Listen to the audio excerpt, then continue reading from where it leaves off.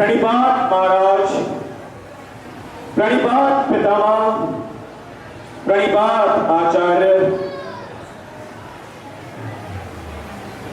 हस्तिनापुर के प्रजाजनों, आज एक महापूर्व से चल रहे इस महापर्व में आए हुए देश विदेश के सहस्रों योद्धाओं ने अपना पौरुष बल दिखाया और आज इस महापर्व का आखिरी दिन है जब उन सहस्रों हजारों योद्धाओं को हराकर विजयी योद्धा महारथी की घोषणा की जाएगी, उसका सम्मान किया जाएगा। महारथी कौन है ये आपको पता चलेगा। मैं द्रोणाचार्य, हस्तिनापुर के श्रेष्ठ पुरुष पितामह भीष्म पालक धृतराष्ट्र के सौजन्य से आप सभी के सामने ये बात रखता हूं, अपनी जलवायु को साक्षी मानकर त्रिकाल में त्रिलोक का सर्वश्रेष्ठ धनुर्धर अर्जुन को घोषित करता हूं।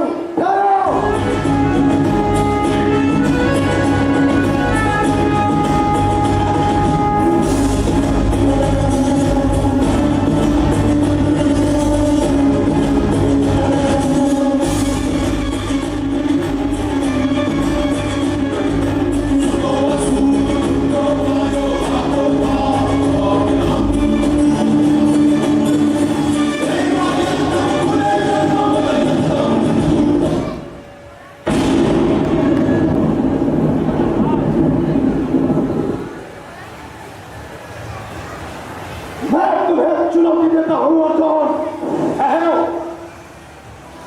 वीर पुरुष, मैं तुम्हारा सम्मान करता हूं, लेकिन इस सभा में, इस रणशाला में तुम्हें चुनौती देने के लिए सर्वप्रथम अपना परिचय देना पड़ेगा।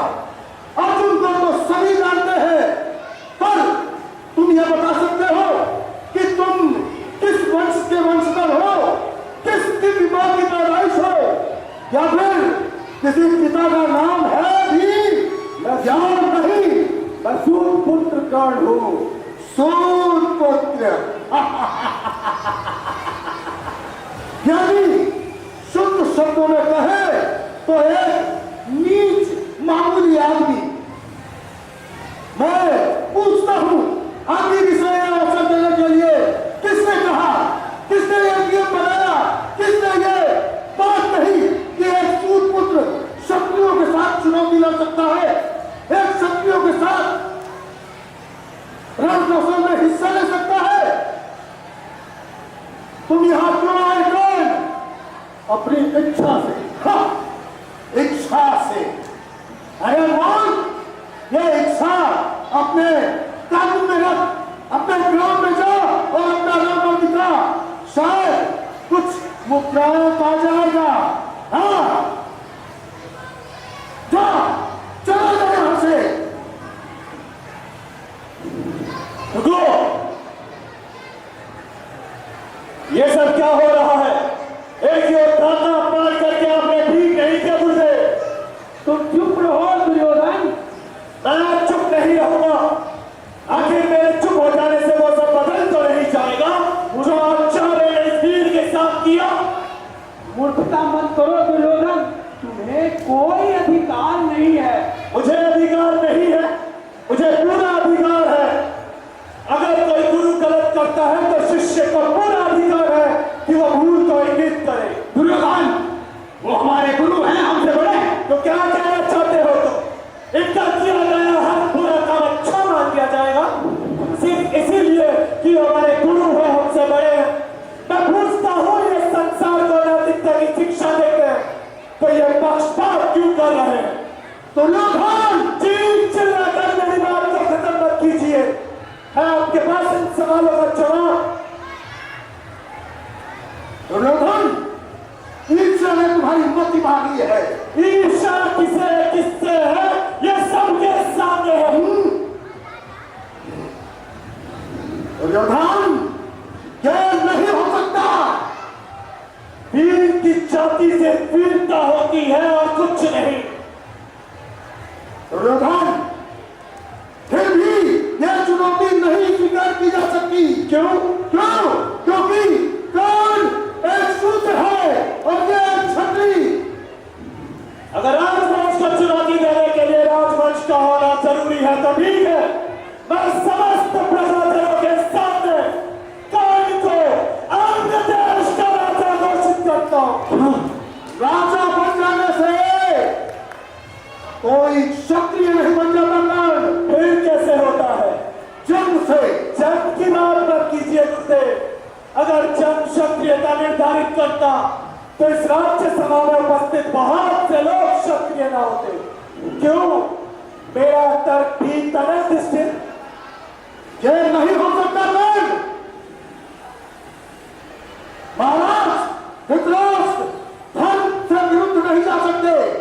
सब जानते हैं, यह जग चाहिए कि यह अर्जुन क्षत्रिय है और कर्ण शूद्र। तो मत कहिए कि अर्जुन त्रिलोक में त्रिकाल का सर्वश्रेष्ठ धनुर्धर है। हाँ, शत्रुओं में हो सकता है, लेकिन इस पर भी प्रश्न चिन्ह सदैव लगा रहेगा। क्यों अर्जुन, तुम ये साबित नहीं करना चाहोगे कि तुम सर्वश्रेष्ठ हो? अगर हो तो आगे बढ़ो और इस चुनौती को स्वीकार करो। केशव पुत्र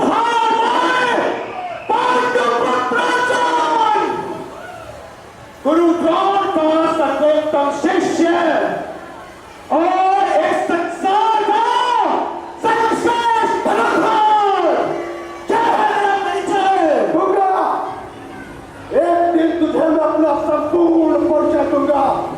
आज से इसी क्षण से उस घड़ी में विचार करो चल, जिस दिन मैं तुझे अपना संपूर्ण परिचय दूंगा।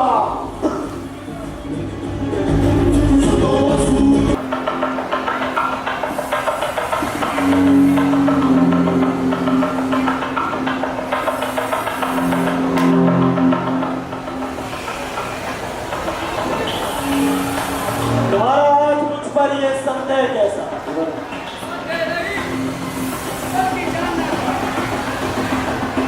संदेह नहीं, बल्कि जानना चाहता हूँ। काफी सोच विचार करने के बाद मुझे ऐसा नहीं लगता कि जो आपने किया वो उचित है। एक साथी पुत्र हजार पुत्रों का सहारा बनेगा, ये आपने कैसे सोच लिया भ्राताश्री? कैसे सोच लिया? तुम्हें कुछ भी ज्ञान नहीं। तुम भी गुरु द्रोण और अर्जुन की भाषा बोलने लगे हो। अरे तुम सब क्या जानो मैंने क्या खोज निकाला है? वो साथी पुत्र नहीं, मेरे लिए अंगारा है। अंगारा वो अकेला ही काफी होगा पांडवों की चिता की अग्नि के लिए। तो आप ऐसा समझते हैं? एक अजनबी को बिना जांचे पढ़ के आपने उसे पूरा अंगराज दे डाला। संपूर्ण प्रजाजनों से भरी रंगशालाओं में जो आपने किया उसके विषय में लोग तरह तरह के अटकलें लगा रहे हैं। ये एक राजनीतिक दांव था, इसमें नुकसान हमारा अरे कुछ भी नहीं। छुरी तरबूजे पर गिरे या तरबूजा छुरी पर, कटना तो तरबूजे को ही है। और इसका विषय में लोगों की अटकलें स्वाभाविक है। अरे कौन जानता है इस कृत्य का क्या परिणाम होगा? इतना तो तुम भी जानते होंगे कि कौन एक सामर्थ्य है और वो सामर्थ्य अब मेरी मुट्ठी में नहीं, इस संपूर्ण संसार का हर एक प्राणी इस सामर्थ्य के घुटने टेक देता है। कर्ण तो सामर्थ्य और बुद्धि का वो महारथी है जिसकी हमें जरूरत है, और अब मैं उसे पांडवों के विरुद्ध हथियार के तौर पर इस्तेमाल करूंगा। तो आप कर्ण को मूर्ख समझते हैं कि वो आपके इशारों पर नाचता फिरे? मेरे भाई तुम ऐसे लोगों को नहीं जानते। सिर्फ वचन मित्रता ये ऐसे शब्द है जो हमारे तुम्हारे लिए उतने मायने नहीं रखते, पर ये बेचारे इन्हीं के लिए मर जाएंगे पर इनसे पीछे नहीं हटेंगे। लेकिन मेरे विचार से आपने अंग नरक घोषित करने में शीघ्रता दिखाई। दुशासन मेरे भाई शीघ्रता न दिखाता तो आज मैं पांडवों के सामने कर रहा हूं। गुरु द्रोण को तुम नहीं जानते। अर्जुन को चुनौती देने वाले को लाख बना देता है, एकलव्य को तुम भूल गए। एक अंगराज्य के बदले में उसने अपना सब कुछ मेरे हाथों में सौंप दिया।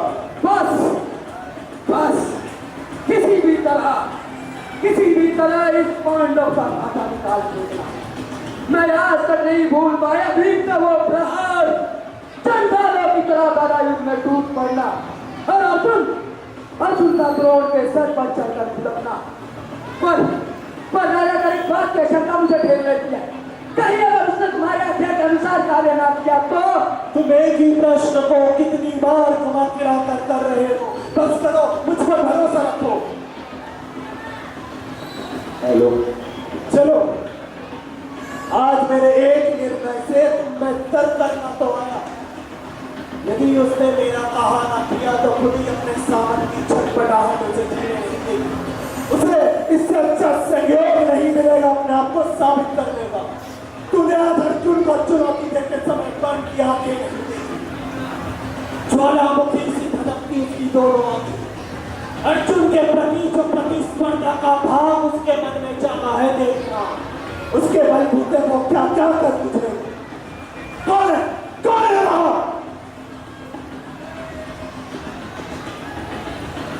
शायद पुरोचन है। पांडवों को धर्म की आराधना के लिए वारणगढ़ जाना है और वहां उसके निवास के लिए पुरोचन को प्रबंध करना होगा।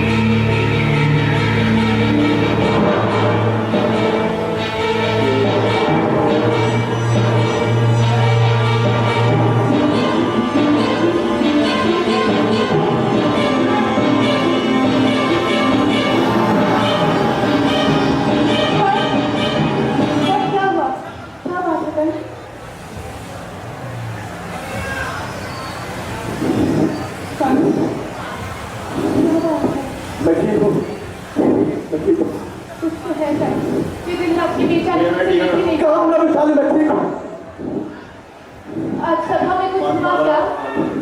किसने कुछ कहा तुमसे? मैं तुमसे बात कर रही हूँ। मैं सुन रहा हूँ विशाली।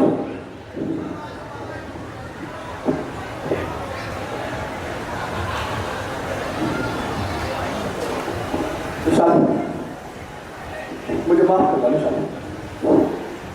मैं क्या करूँ विशाली, मैं क्या करूँ? क्या बात है कर? अपनी पत्नी से ही छुपा के। पिछली कई रातों से जब भी अपनी आंखें मूंदता हूँ तो मुझे दर्द पहुंचते हैं। विचार, ताने, प्रताड़नाएं मुझे दबाते हैं, मचलते हैं। मैं भाग तक नहीं पाता हूँ विशाली। सब कुछ बहुत खिलौना है, बहुत खिलौना। पीले मवाद के समुद्र साहू मिल रखते हैं।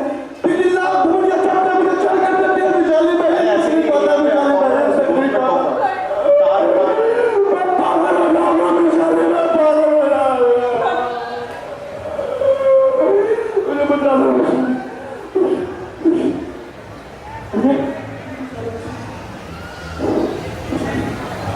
मेरा अपराध क्या है? कौन कहता है तुम अपराधी हो? मुझे क्यों नहीं तड़पाती है सारी बातें? कौन सी बातें?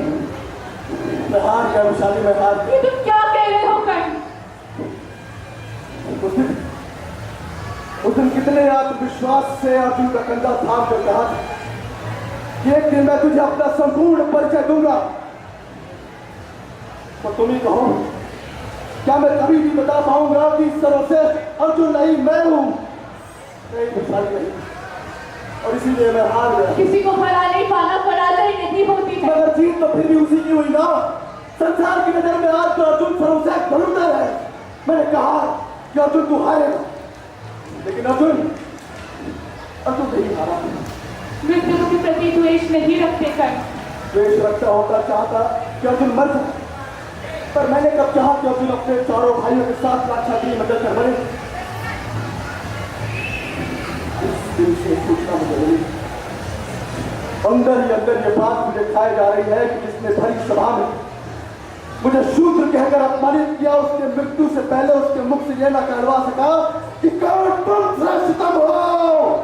इसके लिए अपराधी तुम नहीं। हाँ, अपराधी मैं नहीं, पर ये लोग तो यही मानते हैं ना कि दुर्योधन का मेरी कर्ण भी शरीर की निशानी है। निशानी लोगों के मानने से सच्चे नहीं बदल ये जाता। बताना मुझे क्यों बताना विशाली, सबकी गलत उस दुर्योधन ने किया। कभी कभी लगता है कि मैं समझ नहीं पाती हूँ कर्ण, इतना सब कुछ होने के बाद भी तुम उसको अपना मित्र मानते हो। मानता और हमेशा मानता रहूंगा, क्योंकि जब सब मुझ पर तारे कस रहे थे उसने मुझे सहारा दिया। इसमें उसका स्वार्थ नहीं था क्या? वो नहीं चाहता था पांडव अपमानित हो। हाँ, उसका स्वार्थ था, लेकिन भले ही अपने स्वार्थ के लिए, लेकिन तर्क उसने सही दिया। पक्ष उसने मेरा लिया था, ना कि उन दुर्बल भयभीत स्थापित पांडवों का। अक्षम होने के कारण पांडव अपमानित होते, मगर मैं तब सक्षम होते हुए भी हुआ ऊंचे वर्ग की स्थापना को ठेस न पहुंचे, इसलिए मुझे मेरे वंश, मेरे माता पिता को घृणा की नजर से देखा गया। मैंने कभी तुम्हें ऐसा नहीं पाया था कर्ण। हम सूत है, छोटे जाति के हैं, इसमें कोई नई बात तो नहीं। पहले मुझे भी किसी महसूस नहीं होता था, पर उस दिन मुझे ऐसा लगा कि भरी सभा में गुरुद्रोण ने मेरे वस्त्र उतार कर मुझे नंगा खड़ा कर दिया। इच्छा हुई कि द्रोण से पूछूं कि क्या जल पर किसी का अधिकार है? क्या पिता ने माता और पिता चुनने का अधिकार किसी को दिया है? फिर जल के आधार पर अधिकारों की बात गुरुद्रोण ने क्यों की विशाली? क्या उनके शास्त्रों में कर्म शब्द का जिक्र कहीं नहीं है? तो कुछ कहते क्यों नहीं हो विशाली? मैं क्या करूं?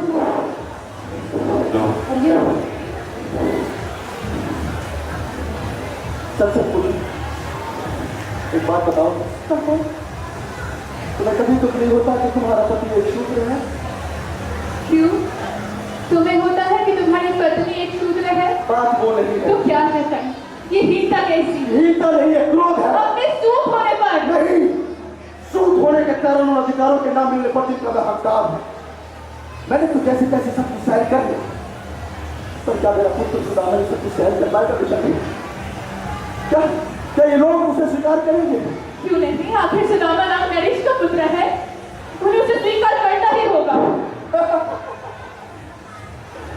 नरेश का पुत्र, मैं नरेश हूं। क्या इन लोगों ने मुझे स्वीकार किया? आज भी हस्तिनापुर की राज्यसभा में घुसते ही पितामह की फिरकुटियां नहीं तक जाती? नहीं विशाली, नहीं। ये लोग कभी मान नहीं सकते कि घोड़े के बीच साफ करने वाला शूद्र शासक हो सकता है। मैं पूछता हूं कि शासक होने पर ही सम्मान क्यों? घोड़े के बीच साफ करना भी एक कार्य है। ब्राह्मण यदि अध्यापक कार्य छोड़ दे तो अध्यापक व्यवस्था ठप हो जाती है। वैश्य यदि व्यापार कार्य छोड़ दे तो व्यापार व्यवस्था ठप हो जाती है। फिर दमन मेरा और तुम्हारा ही तो निशानी, और ये दमन चक्र अनंत काल तक कब तक चलता रहेगा? मेरे पास सिर्फ जवाब।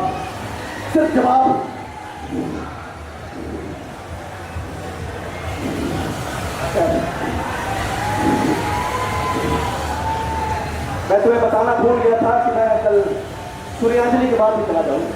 पुत्र पितामह भी मेरे साथ है। मैं कहाँ जा रहे हो? हाँ, पांचाल।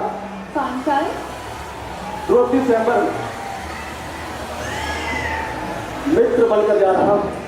दुर्योधन द्रौपदी का वरण करना चाहता है। मुस्कुराए क्यों? सोता ईर्ष्या करता तुम्हें? स्त्रियों की बात मैं कहता हूँ, लेकिन मैं अपने पुरुष को जानती हूँ। बस इसी बात का तो संतोष है। इस भरी दुनिया में कोई तो है जो मुझे जानता है। लेकिन अचानक सुदामन को साथ में जाने की क्या सोची? क्या बताऊं बेटा, जब से हम मेरे शिरों पुत्र को समय न देते, इसीलिए मैं उसको अपने साथ ले जाऊंगा। सुदामन को बहुत अकेला पड़ गया है ना फिर? पर अब तुम चिंता न करो, अब वो कभी अकेला नहीं है।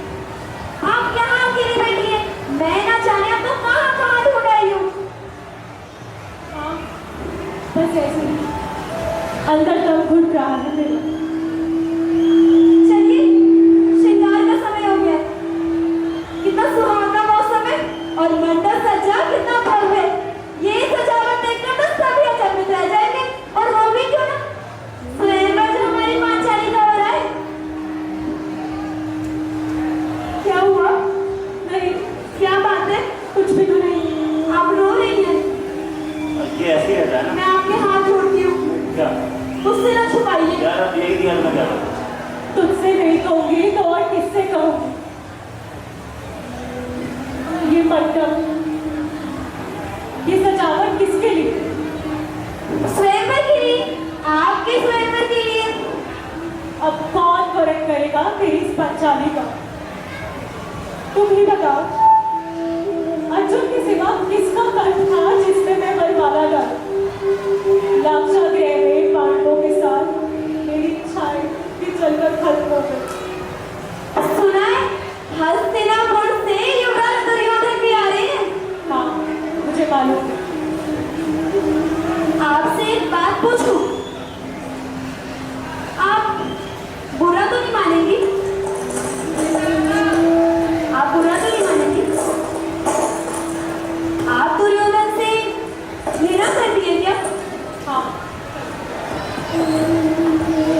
पर आपने तो दुर्योधन को कभी देखा भी नहीं, फिर ये घृणा क्यों? आप जिससे प्रेम करते हैं वो जिससे भी घृणा करता है, आप स्वयं से घृणा करने लगते हैं। शायद मेरे साथ भी यही हुआ। अच्छा, आप छोड़िए ये सब, जो कुछ हुआ आप उसे भूल जाइए। आज स्वयंवर का दिन है, ये सब मत सोचिए। कोशिश तो बहुत की, मगर मुझे डर था कि मैं देर से पहुंचूंगा। मेरा डर सही निकला। यहाँ तो सभी तैयारियां पूरी हो चुकी है, पूरा नगर उल्लास में डूबा है, मगर हमारी भाषाली उदास है। क्यों? नहीं, कुछ भी तो नहीं। सोचा था पांचाली अब तक बड़ी हो गई होगी, पर वो तो आज भी। हाँ, मुझे मालूम है। अब आप पिताजी की तरह मुझे समझाना शुरू मत कर दीजिए कि मैं अभी भी अबोध हूँ।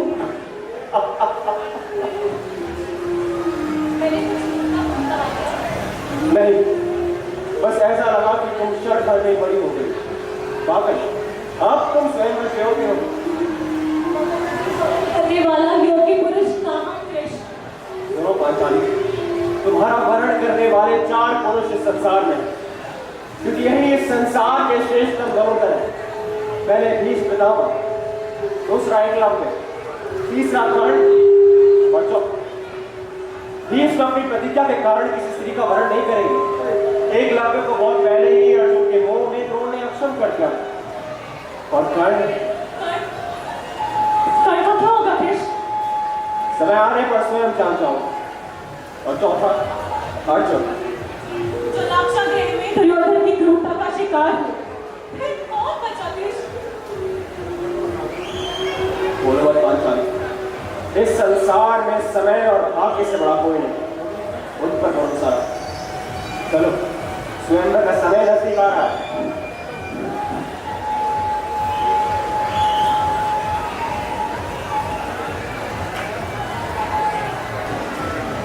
आश्चर्य, वाकई आश्चर्य। आज यहाँ इस संसार के सभी प्रतिष्ठित योद्धा उपस्थित, जिनकी आवाज से समूचा आकाश हिल जाता है, जिनकी प्रशंसा के शब्द मात्र से सेनाओं के दिल दहल जाते हैं, जिनकी एक बार से अग्नि वायु जल तक को घेर देते हैं, वो आज यहाँ इस स्वयंवर में एक मछली की आग तक को घेरने में असमर्थ। लगता है जिसे मैं ऐसा तो मान बैठा था वही से। कितने दुख की बात है कि यहाँ एक भी वीर ऐसा नहीं जो इस लक्ष्य को भेद सके। क्या कोई नहीं जो मेरी पांचाली का वर्ण कर सके? क्या कोई नहीं जिसके गले में मेरी पुत्री वरमाला डाल सके? मैं जानना चाहता हूं, क्या इस सभा में ऐसा एक भी योद्धा उपस्थित नहीं है? एक भी पुरुष, एक भी पुरुष। पांचाल, अपने दुख और क्रोध के कारण आप इस सभा का अपमान मत कीजिए। किसी के भी पुरुषार्थ पर उंगली मत उठाइए।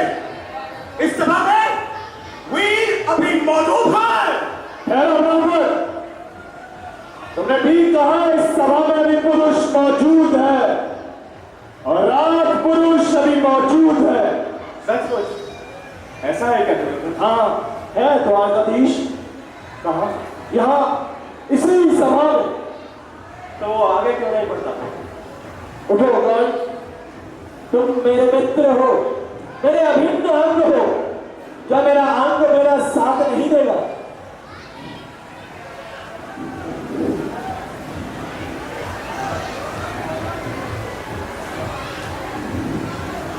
कृष्ण, नहीं, ये नहीं हो सकता। ये शूद्र है और नीच है, और किसी भी नीच को यह अधिकार नहीं कि वो क्षत्रिय कन्या से विवाह कर सके। इस शूद्र के इस साहस से क्या किसी को भी लज्जा नहीं आती? इस अबला पुरुषों की सभा में मैं इस काठी पुत्र के दुस्साहस को नकारती हूँ।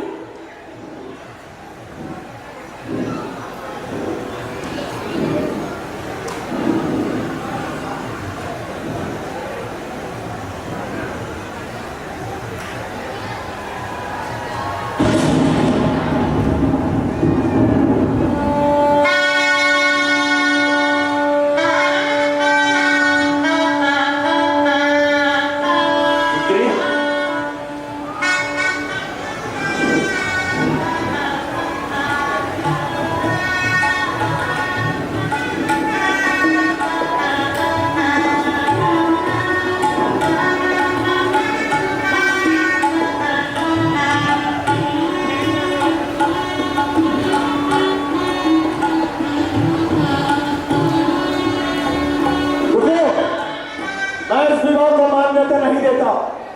अंग नरेश को जाति के आधार पर नकारने वाली द्रौपदी को क्षत्रिय कन्या होने के कारण कोई अधिकार नहीं है कि वो क्षत्रिय की उपस्थिति में एक ब्राह्मण गमन करे। यदि क्षत्रिय अक्षम हो तो चारा ही क्या बचता है? क्षमता के आधार पर होने वाले स्वयंवर में फिर जाति का कुतर्क क्यों? सवाल तक कुतर्क का नहीं, सवाल है अधिकारों का। ब्राह्मण श्रेष्ठ होगा और श्रेष्ठ से विवाह करना मान्य नहीं है। मैं नहीं मानता। तुम मानो या ना मानो, ये संसार मानता है, मानता भी है और जानता भी है कि नीच केवल नीच ही होता है।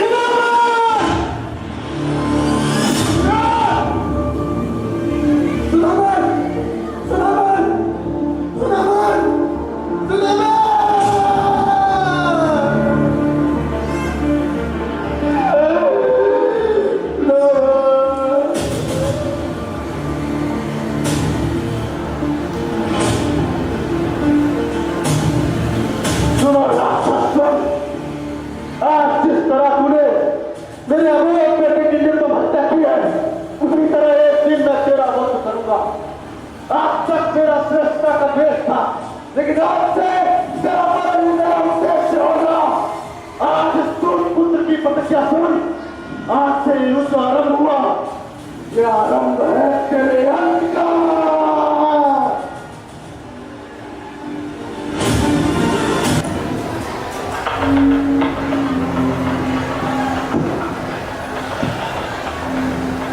तो आप चाहते हैं कि ऐसा हो? प्रश्न मेरे चाहने का नहीं, प्रश्न है न्याय का। मगर हो सकता है जो आपकी नजर में न्याय हो वो मेरी नजर में अन्याय। हस्तिनापुर की प्रजा का हित द्वारका नरेश या हस्तिनापुर से अलग हुए पांडव कैसे तय कर सकते? हित तो पालक तय करता है और प्रजा का पालक मैं हूं। हस्तिनापुर नरेश दुर्योधन। मुझे आज तक लगता था कि यह सौभाग्य महाराज धृतराष्ट्र को हासिल है। हाँ, मगर एक बात अच्छी तरह से समझ लीजिए कि मेरे पिता का सौभाग्य मेरा सौभाग्य है और ये सौभाग्य सिर्फ मेरा ही होगा, ना कि तथाकथित पांडुपुत्रों का। न जाने क्यों मैं तुमसे बहस कर रहा हूं, जबकि ये सारी बातें महाराज धृतराष्ट्र को तय करनी। महाराज, आप अच्छी तरह सोच विचार कर लेते हैं और पांडवों को निश्चिंतता प्रदान करें कि उनके साथ अन्याय नहीं होगा। तुम सही कह रहे हो कृष्ण, पर दुर्योधन भी निश्चित होना चाहता है कि उसके साथ अन्याय न हो। राज्य बटा था मगर अब एक है, और नैतिक दृष्टि से भी देखा जाए तो यही उचित होगा कि राज्य को दोबारा न बांटा जाए ताकि उसकी शक्ति कम ना हो। नैतिकता की बातें तुम करते हो दुर्योधन। मैं अपना आधा राज्य किसी भी हालत में दुर्बल और अक्षम पांडवों के हाथों में नहीं जाने दूंगा, जिनके अंदर इतना भी मानता नहीं कि खुद आकर बात करते आपको फैसले पैरवी के लिए क्या सोचा था, घबरा कर तब जाऊंगा। और अच्छा हो यदि आप पहले भ्रम भी दूर कर दे, मैं अपना आधा राज्य किसी भी हालत में नहीं दूंगा।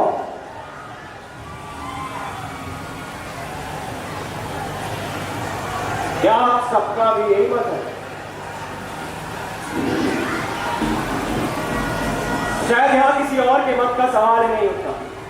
ठीक है, समझौता आप ही हो सकता है। यदि दुर्योधन आधा राज्य ना देने पर अड़ा है तो मेरा प्रस्ताव है कि पांडवों को 5 गांव ही शासन करने के लिए दिए जाए। मैं समझौतावादी नहीं हूं कृष्ण। 5 गांव तो क्या, मैं उन्हें सुई की नोक के बराबर भी समय नहीं दूंगा। दुर्योधन तुम्हारे पास समय, यदि मैं ना सोचना चाहूं तो युद्ध के विचार को नकारा नहीं कर सकता। और क्या होगा युद्ध में, क्या होगा? वो 5 भाई मिलकर हम 100 भाइयों को परास्त कर देंगे। असंभव नहीं है। ये खेल किसके साथ खेल रहे हो कृष्ण? अरे जाओ किसी और को जाके समझाओ, मेरे पास शक्ति है, अजय योद्धा है, विराट सैनिक समूह है, जिसके सामने समुद्र भी छोटा जान पड़ता है। अभेद शस्त्र है, जिनकी प्रचंडता से त्रिलोक भी कांपता है। ये सब है मेरे पास। और भिक्षु पांडवों के पास क्या है? उनके पास मैं, तुम क्या हो कृष्ण? एक दूत मात्र, दूत, एक निर्मल कायर दूत जो अपनी बात कटुता के बल पर समझौता की बातें करता है। दुर्योधन के द्वार पर खड़े हुआ राज्य की भिक्षा मांगता है और ना मिलने पर एक चकित व्यापारी की तरह 5 गांव का मोल तोड़ करता है, और कुछ भी ना मिलने पर युद्ध की धमकी दे रहा है। तुम्हें कीमत खाए बात से ज्यादा कुछ नहीं हो दुर्योधन। मैं अब तक तेरी हर गलती को यह समझ के माफ करता आया कि तू अभी बच्चा है, अबोध, नादान और मूर्ख है। मगर आज तूने यह साबित कर दिया कि तू अब बच्चा नहीं रहा, बल्कि कृतज्ञ, दुराचारी और दम्भी मनुष्य है, जो सत्ता के मद में ये भी भूल गया कि उसे मनुष्य बनाया किसने। मुझे नहीं जानता दुर्योधन, तुमने कृष्ण को नहीं पहचाना। आज अपनी आंखें खोल और जान मुझे, मैं कृष्ण हूं जो बनाता है, मिटाता है। मैं हूं विजय का मूलभूत आधार। मैं वो हूं जिसके प्रेम को पूरा संसार तरसता है और जिसके क्रोध से समस्त ब्रह्मांड कांपता है। मैं जन्म हूं और मैं ही मृत्यु, मैं अनादि हूं, इसलिए मैं था, मैं हूं और सदैव रहूंगा। केवल मेरे रूप बदलते रहेंगे, मगर याद रख दुर्योधन, मैं सदैव तेरे काल का मूल रहूंगा। मुझे शब्दों से डराने की कोशिश मत करो कृष्ण।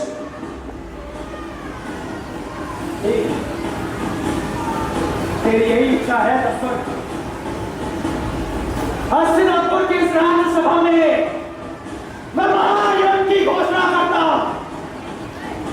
पांडवों और कौरवों के बीच चला जाने वाला यह युद्ध कुरुक्षेत्र की जमीन पर लड़ा जाएगा। ये धर्म युद्ध होगा, मगर इसके परिणाम इतने विभत्स होंगे कि तू उसकी कल्पना भी नहीं कर सकता। प्रलय आई, हथियारों की प्रचंड संस्कार समूचे मानव समाज को मत डालेगी, मगर अमृत नहीं होगा। मिलेगा तो केवल काला खसेना बदबूदार विष, चारों दिशाएं इस विश्व में धस गलते लोगों की चीखों से टकराएगी। जन्म देने वाले हाथों से केवल मृत्युदान होगा, और मृत्यु भी कैसी, घायल कर देंगे, चटपटाएंगे, अपने शरीर को नमक के ढेर में पड़े चोक की तरह गल करके मृत्यु की कामना करेंगे। मगर मृत्यु केवल भाग्यवानों का नसीब होगी। दमन की विपाशा झटकेगी, आदमी आदमी ना रहकर नरपशु हो जाएगा। वो नरपशु तो सिर्फ इतना चाहता है कि मार दो, अन्यथा को तुम्हें मार देगा। ये वो समय होगा जब भाई भाई का खून के प्यासे होंगे, चुनाव की जगह संबंधी और मृत्यु का रक्तपान होगा, सारे सिद्धांत धाराशायी होंगे। एक नए वंश का जन्म होगा तो दुर्बलता को चबाकर अपनी भूख शांत करेगा। दुर्योधन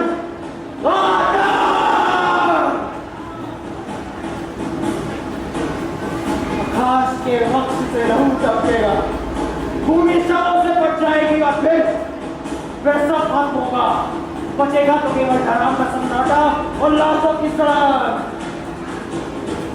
हाँ, अब ये युद्ध होगा।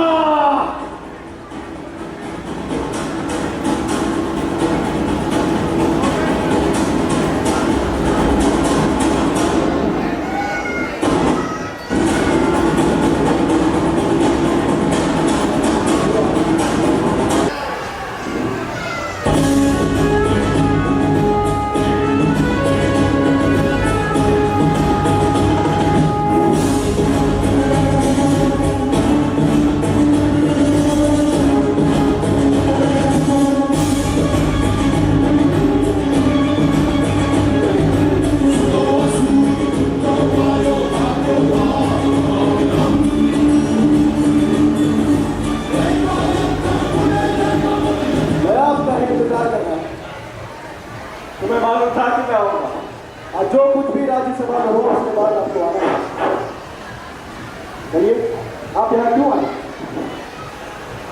ये जान के लोग मुझे आना था कि ये नहीं जानते कि क्यों आना था। साधारण मनुष्य भूल भी हो सकती है, आप ही कहने बेहतर है। तुम ही बताओ, आज रात सभा में जो कुछ भी हुआ क्या वो ठीक था? आप किस बात की तरफ इशारा करते हैं? सभी बातों की तरफ। पांडवों को उनके अधिकार ना देना क्या न्याय संगत है? अधिकार उनके आगे राज्य का है, जब तो फिर भी 5 सालों तक राजी। पर वो मोर चढ़ा रहा कि सूर्य की लोग के बराबर की जमीन नहीं देगा। तुम्हें बताओ क्या ये सही? किसी के पारिवारिक झगड़े तथा हस्तिनापुर के राज्य संबंधी निर्णय में हस्तक्षेप करने का मुझे कोई अधिकार नहीं। तुम्हारा ऐसा सोचना गलत है। छोड़िए, इस बहस का कोई अंत नहीं। बताइए, आप मुझसे क्या चाहते हैं? तुम दुर्योधन का साथ छोड़। चलिए, छोड़ दो। अब अर्जुन का सारथी बन जाओ। तुम ऐसा क्यों सोचते हो? आप ऐसा क्यों सोचते हैं कि मैं दुर्योधन का साथ छोड़ दूंगा? क्योंकि ब्रह्म टूटता है, यही उसकी नियति है। संबंध मेरे और दुर्योधन के बीच में, इसे या तो मैं जानता हूं या दुर्योधन जानता हूं। इस संबंध को भ्रम कहना क्या आपके स्वयं का भ्रम नहीं है कृष्ण? तो फिर इसकी नियति क्या हो? यदि ये भ्रम है तो ये भी टूट जाए। तो इसे टूटने दीजिए कृष्ण। भाग्य से ही ना तो मेरे हाथ में है ना तुम्हारे। इसका निर्णायक समय, कौन जाने किसका समय नसीब। हाँ, मगर एक बात तो है, आज राज्यसभा में दुर्योधन को अपने शस्त्रों, योद्धाओं और बल के बारे में जो कुछ भी कहते सुना, उससे इतना तो पता चला कि वह खुद कितने बड़े भ्रम में जी रहा है। क्योंकि यदि बल के नाम पर उसके पास कोई है तो वो बहुत लोग किताबा और द्रोण के होते हुए भी आप ऐसी बातें कह रहे हैं। हाँ, क्योंकि बल ऊंचाओं में नहीं, मन में होता है। और दुर्भाग्य से ही ये दोनों दुर्योधन के साथ नहीं, लेकिन और बहुत से लोग हैं जो दुर्योधन के साथ हैं मन से। तुम उसका साथ छोड़ दो, फिर देखो विजय किसकी होगी। आप अर्जुन का साथ छोड़ दीजिए, फिर देखिए विजय किसकी होती है। माफ कीजिएगा कृष्ण, ये कहकर आपसे बराबरी साबित करने का मेरा कोई इरादा नहीं। और ऐसा हो भी नहीं सकता। ऐसी मेरी कोई इच्छा भी नहीं, क्योंकि कर्ण कर्ण है और कृष्ण कृष्ण है। बाकी बात बहुत कुछ अलग है। तर्क बुद्धि काफी अच्छी है तुम्हारी, परंतु विवेक बुद्धि से सोचो है। यदि ये युद्ध हुआ तो संहार होगा, महासंहार। और इस महासंहार की घोषणा आपने ही की, परंतु बीच मैंने नहीं डाला। सोचो कर्ण इस संग्राम से तुम्हें क्या मिले। एक प्रश्न मुझे भी कुरेदता है, इस युद्ध से आपको क्या मिले? मैं केवल सत्य और धर्म के साथ, मैं अपने सिद्धांतों के साथ, और इसीलिए इस युद्ध में भाग लेना हम दोनों की ही व्यवस्था है। तुम्हारे लिए बचता नहीं मोचता है। कभी युद्ध का अंत भी सोचा? जन्म से पहले बच्चा मृत्यु के बारे में सोचता है क्या? वो अबोध होता है, उसके पास ज्ञान नहीं होता। हाँ, मगर भूल तुम्हारी की नहीं। अब आज भी तुम जानते कि तुम देश कि मैं पांडवों का बड़ा भाई ज्येष्ठ कुंती पुत्र हूं, यही है। तुम्हें किसने बताया?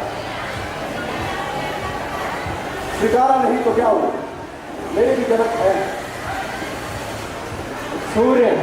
हाँ, उन्हीं से जाना अपने जीवन का एक और खिलौना सत्य है। ये सत्य खिलौना नहीं है था। जीवन बहुत शुरू हुआ है। जो कुछ तुम्हें बहुत पहले पहचाना चाहिए था वो अब मिले। तुम सम्राट हो गए, क्षत्रिय कहलाओगे, राजमाता कुंती के ज्येष्ठ पुत्र के रूप में जाने जाओ। ये संसार मानेगा कि तुम पांडवों में श्रेष्ठ। मैं जानता होता तुमने बहुत यात्राएं की, क्या नहीं हुआ तुम्हारे साथ, परंतु सत्य आखिर कब तक है? मगर ये सत्य उस दिन क्यों छुपा रहा जिस दिन भरी सभा में गुरु द्रोण ने मुझे शूद्र कहकर अपमानित किया? अर्जुन ने मेरी चुनौती को स्वीकार करके मेरे मुंह पर भरपूर तमाचा मारा। उस दिन कहाँ छुपा रहा ये सत्य जिस दिन द्रौपदी स्वयंवर में द्रौपदी ने मुझे नीच कहकर अपमानित किया? उस दिन कहाँ और कैसे छुपा रहा ये सत्य जिस दिन मेरे पुत्र, मेरे अबोध निर्बल पुत्र की मेरे सामने हत्या हुई? मेरे हाथों में गिरने से पहले मर चुका था खुदावंद। उस दिन मैं शूद्र पुत्र, और आज जब बारी आई अर्जुन के मृत्यु की तो मैं क्षत्रिय ज्येष्ठ कुंती पुत्र। जय जय कृष्ण। हम दोनों ही एक दूसरे का समय बर्बाद कर रहे हैं।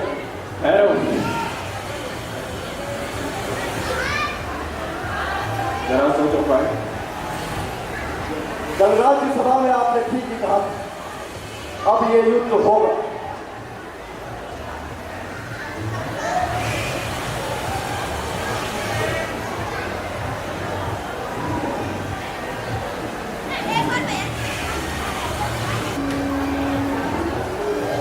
मनुष्य की श्रेष्ठता और सामर्थ्य केवल युद्ध भूमि में पता चलता है। श्रेष्ठ मनुष्य ही संसार का कल्याण कर सकता है। अब प्रश्न ये उठता है कि महाभारत के इस युद्ध में सबसे सर्वश्रेष्ठ योद्धा कौन है? क्या वो पितामह भीष्म थे, क्या गुरु द्रोण थे, या पांडव या कौरवों में से कोई? कौन है सबसे सर्वश्रेष्ठ योद्धा? ये युद्ध केवल दो सामर्थ्य पुरुषों के बीच हो रहा है। एक तुम्हारा पुत्र गांडीव धारक अर्जुन, और दूसरा मेरा पुत्र महावीर दानवीर कर्ण। अब भी प्रश्न वही है कि महाभारत के इस युद्ध में हम दोनों में किसका पुत्र सबसे सर्वश्रेष्ठ है? इंसान की श्रेष्ठता उसके पुरुषार्थ या सामर्थ्य से नहीं होती। श्रेष्ठ तो वो है जो दानवीर है, जो संसार की प्रिय से प्रिय वस्तु को भी दान में दे दे। यदि उससे कोई प्राण भी मांग ले तो निसंकोच अपना प्राण भी दे दे। वास्तविकता में वही श्रेष्ठ है। कवच और कुंडल दान देने से कोई दान भी नहीं हो जाता है। जिसने संपूर्ण जीवन काल में दान देने का प्रण किया हो उसे कोई रोक नहीं सकता। तुम्हें भी तो कवच कुंडल दान में दिया है मेरे पुत्र कर्ण ने। नहीं, वो दान नहीं। क्या पता उसका घमंड हो कि मैं कर्ण अगर इंद्र भगवान को अपने कवच और कुंडल दान में दूंगा तो ये समस्त विश्व मेरे स्मरण करेगा। सूर्य की उपस्थिति और सत्य को प्रमाण की आवश्यकता नहीं होती है। अगर तुम्हारे हृदय में थोड़ा सा भी संकोच है तो तुम अवश्य परीक्षा ले सकते हो मेरे पुत्र कर्ण। तो ठीक है, आज ये निश्चय हो जाएगा कि हम दोनों में से किसका पुत्र सबसे सर्वश्रेष्ठ है।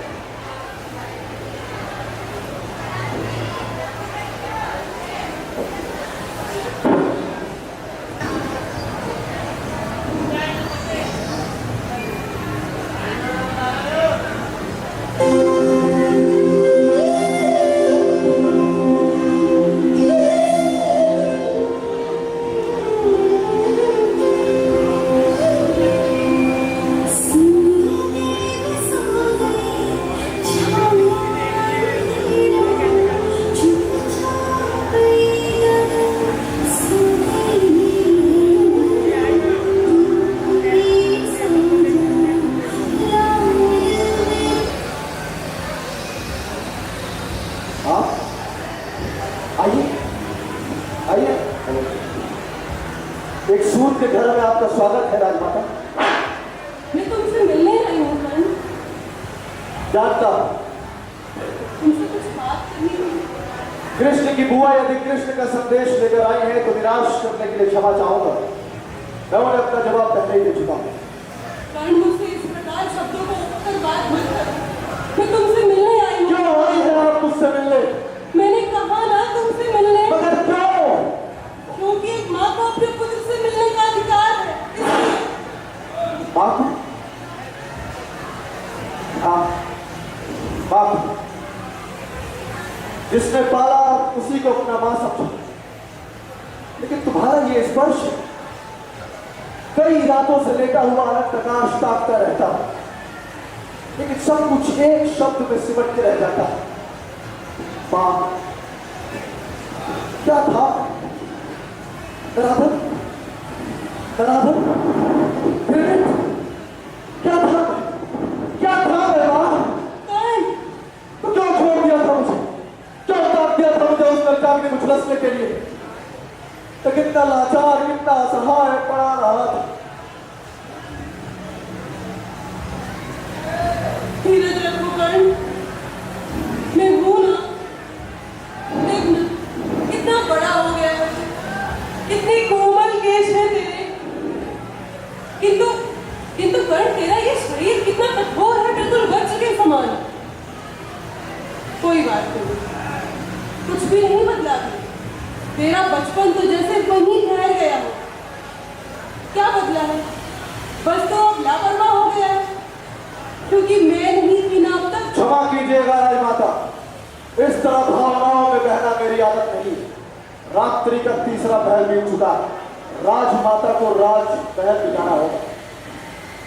मुझसे राजमाता मत कहो कर्ण। तो क्या कहूं? ये शायद आपको भी नहीं पता। मुझे इस प्रकार अपमानित मत करो पुत्र। अपमानित? अपमानित? जो स्वयं जीवन भर अपमान में जिया हो, क्या किसी को अपमानित करेगा? अपमान को जानकर अपमानित करना बहुत मुश्किल होता है। शायद आप इसे समझ पाते। बहुत समझदार हो गए हो ना तुम। अपमान, दुख, यातना सिर्फ तुमने ही तो सहा है। और मेरा क्या?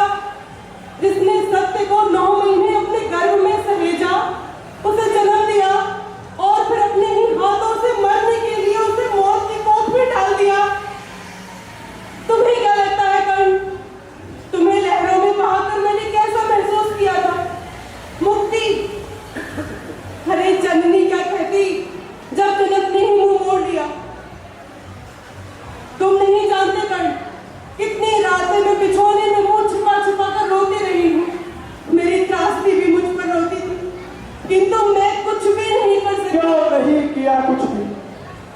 क्यों नहीं कहा कुछ भी?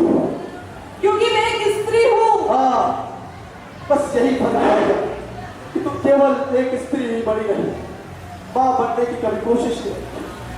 ये समाज मुझे कभी नहीं स्वीकारता कर्ण। क्यों नहीं स्वीकारता?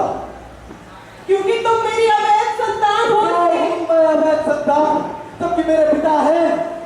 तुम्हारे पिता ने तुम्हें अपना नाम नहीं दिया है कर्ण। तो पांडव कैसे बैठा है? क्या उनके पिताओं ने अपना नाम दिया? मानता हूं कि पांडवों ने अपना पुत्र स्वीकार किया, पर जब वे अपना पुत्र मान सकते थे तो मुझे क्यों? तुम नहीं जानते कर्ण कि समाज कितना निष्ठुर है। ये समाज है क्या माँ? ये समाज है क्या? आप और मैं हम ही किसी चीज को मान्यता देते हैं, लेकिन अपने आप अपने मन से ही मुझे आपने कभी मान्यता नहीं। ये झूठ है। मैंने सदैव तुम्हें अपना पुत्र माना। हाँ मगर आज, लेकिन आज भी क्यों? जब ये सूत पुत्र कौरव सेना का सेनापति बनकर कल युद्ध रणभूमि में जा रहा है, हाँ? जब मेरा ये संकल्प दृढ़ हो चुका है कि पांडवों का मत भी मेरा ध्येय है, तो फिर तुम्हारा ये निश्चय दृढ़ हो गया है क्या? हाँ, मैंने अपने जीवन का निर्णय ले लिया। अब मैं इसे नहीं नकार सकता। ठीक है, तो ये भी नहीं नकार सकता तो जिसका वध करने जा रहा वे भी शक्तिशाली है, वे भी तेरा वध कर सकते हैं। पहली बार सुना कि युद्ध में जाते हुए पुत्र को मां ऐसे भी आशीर्वाद देती, पर तुम चिंता मत करो, वे शक्तिशाली नहीं, उनकी शक्ति है कृष्ण, और कृष्ण क्या किसी की शक्ति बने? वे तो स्वयं इतने निर्बल। गलत नहीं कह रहा हूं राजमाता, यदि वे कमजोर ना होते तो आपको ना भेजते, इंद्र को ना भेजते मेरा कवच कुंडल लेने के लिए। देखिए सब कुछ दे दिया है। यदि कोई समझता है कि कर्ण कवच और कुंडल से है तो ये उसकी भूल है, क्योंकि कर्ण है, वो है जो आपके सामने खड़ा है। बड़ा दानवीर है ना, तो सबको दान देता है, अपनी माँ को दान नहीं देगा क्या? हाँ, मां को दान देकर उसे छोटा किया, लेकिन आज मैं तुमसे एक वचन देता हूं। लो, तुम्हारा ये अवैध संतान तुम्हें एक वचन देता है कि तुम्हारे 5 पुत्र हैं। अर्जुन को छोड़कर मैं किसी अन्य पांडवों का वध नहीं करूंगा। इतने में ही संतोष कर लूंगा। संसार जानता है कि तुम्हारे 5 पुत्र हैं और वे सदैव बने रहेंगे।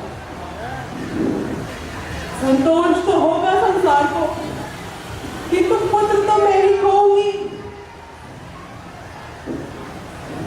मां, युद्ध में जाते हुए पुत्र को आशीर्वाद का भी अधिकार है।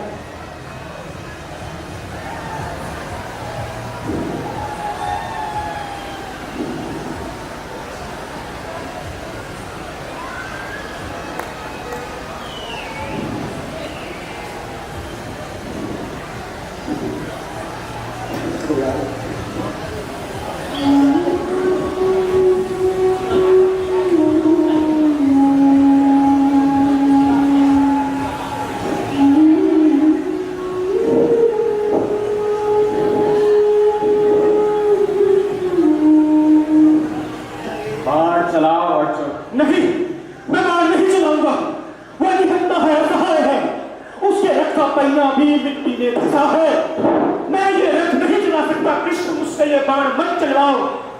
आप जानते हैं, यदि मैंने आज उस पर बाण ना किया तो मेरी अंतरात्मा सदैव भी मुझे कचोटती रहेगी कि मैंने एक निहत्थे पर प्रहार किया था। हाँ, ये युद्ध के नियमों के विरुद्ध है, कृष्ण विरुद्ध। मुझसे ये बाण मत चलाइए। मैं ये बाण नहीं चला पाऊंगा कृष्ण, नहीं चला पाऊंगा। समय और भाग्य संसार को और संसार सिद्धांत, यदि असहाय का प्रहार ना करके तुम अपने सिद्धांत पर अड़े हो तो तुम समय और भाग्य की अवहेलना कर रहे हो। समय ने उसका रथ का पहिया भीतर में गाड़ा और वो निहत्था है क्योंकि भाग्य चाहता था ऐसा। मगर कृष्ण, मगर उसने क्यों नहीं सोचा जब दुशासन पांचाली के श्रीहरण को आकुल था? तब क्यों नहीं सोचा जब दुर्योधन ने तुम्हें तथाकथित पांडुपुत्र कह के आधा राज्य देने से इनकार कर दिया था? तब क्यों नहीं सोचा जब अबोध अभिमन्यु की हत्या हुई थी? डांडी संभालो, बाहर चला अर्जुन। नहीं, वो निहत्था है। बाहर चला अर्जुन। नहीं, उसके रथ का पहिया पीछे में फंसा है। बाहर चला अर्जुन। नहीं कृष्ण, ये गलत है। बाहर चला अर्जुन।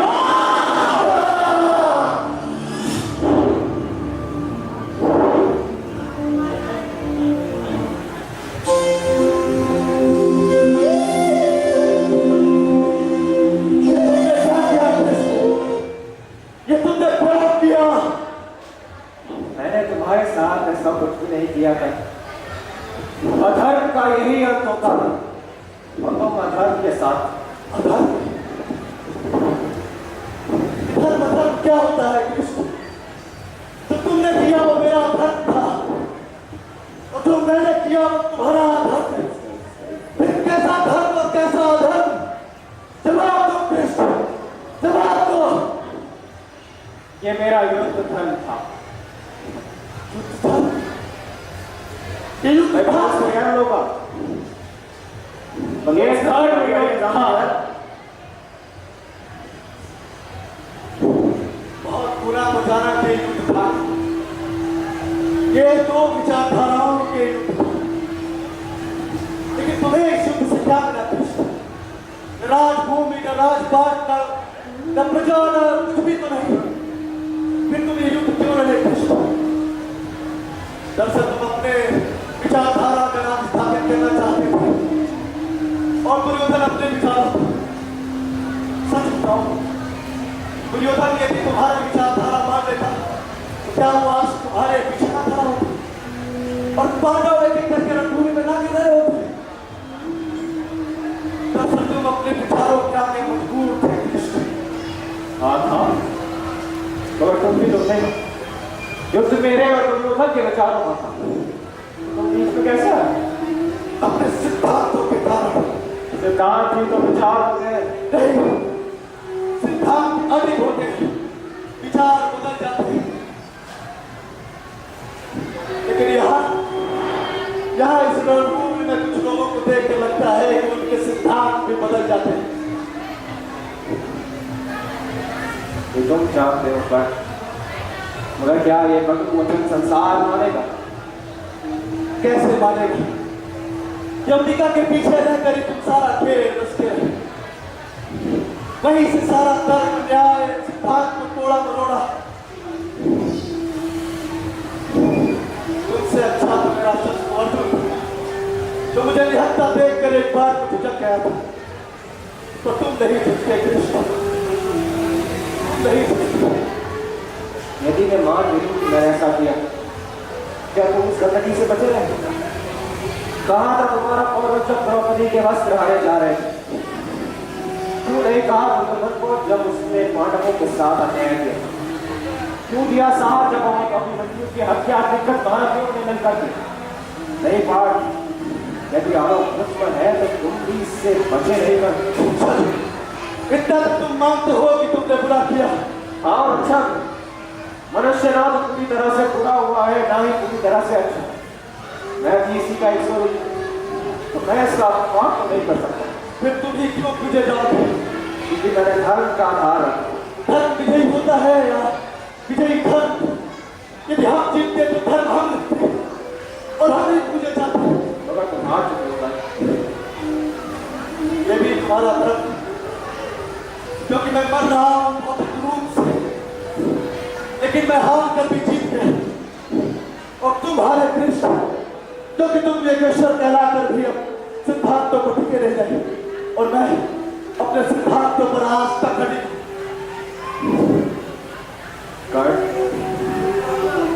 ये युद्ध था, मेरे विचारों का युद्ध, मेरे जन्मों का युद्ध, मेरे अधिकारों का युद्ध। लेकिन जब मेरी चलनी ने ही ये स्वीकारने से इनकार कर दिया कि मैं उसका पुत्र हूं, तो बस कृष्ण मैं यही हार।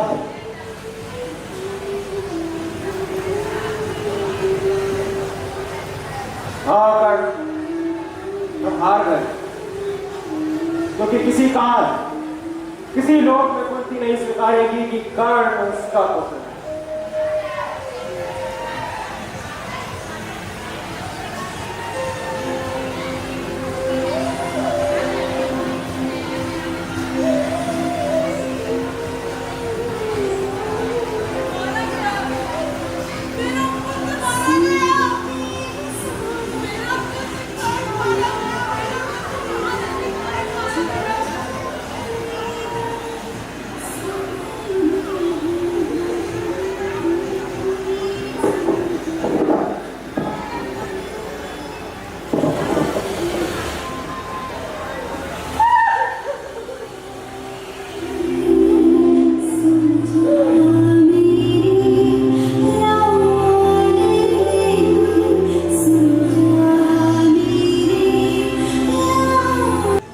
आज का ये दोनों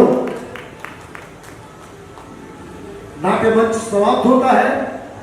अगर अच्छा लगा हो तो जोरदार तालियां बजाते। पीछे वालों से भी अनुरोध है। हाँ, शुक्रिया, धन्यवाद। इस नाटक के और भगत सिंह नाटक के जो निर्देशक हैं, मैं उनसे आग्रह करूंगा कि मंच पर आए, और इस नाटक के संयोजक श्री अरविंद सिंह जी, मैं उनसे भी अनुरोध करूंगा कि मंच पर आए। हिमांशु हिमानिया जी,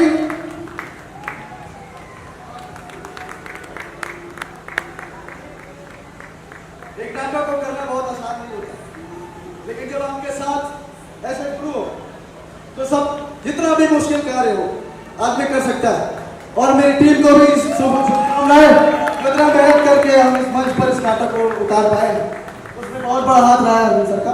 और मैं अब नाटक के संयोजकों का अभिवादन करना चाहता हूँ मंच पर। मैं सोनू वर्मा जी से आग्रह करूंगा, और जुगनूकर मेरे भाई, मेरे परम मित्र और बहुत अच्छे सहयोगी, और मैं सुमित शर्मा जी, वर्मा जी आ जाओ, अपना करो जोरा जोरी।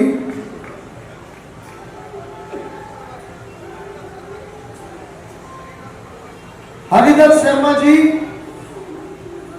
राजन जी, आ जाइए आ जाइए आ जाइए, आइए।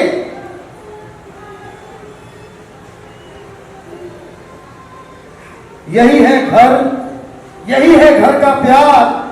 दंकौर वासियों से मिला मुझे हमेशा बहुत सारा बेशुमार मोहब्बतों भरा त्योहार। मैं बस इतना कहना चाहूंगा कि सोनू भाई ने सबसे पहली बार हम लोगों को जब यहां बुलाया, उसके बाद से आज तक मुझे ऐसा महसूस नहीं हुआ कि दंकौर मेरा घर नहीं है। मैं वो वाला मोड़ जब वहां से अंदर आते हैं तो मेरी बातें खिल जाती है। मैं यही कहता हूं कि भाई मैं अपने घर आ गया, अपने गांव आ गया।